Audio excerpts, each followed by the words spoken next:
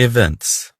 Events are a way to interact with the users. It stands out when we click on the button, choose from the select box, or move the mouse, which is mean every action we do could be an event.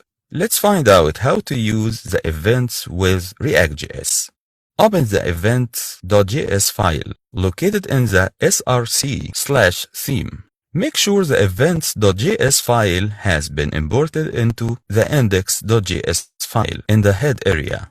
In the index.js render area, enter the events component. Here is the result. Let's dive into the events.js file to find out how to use these buttons events. First, we will find the three following functions: site name, welcome, get the event. The site name function will display an alert with the site name. The welcome function will display a welcome alert with the username argument's value. The get event function will display an alert with the event name. The events function we have exported to use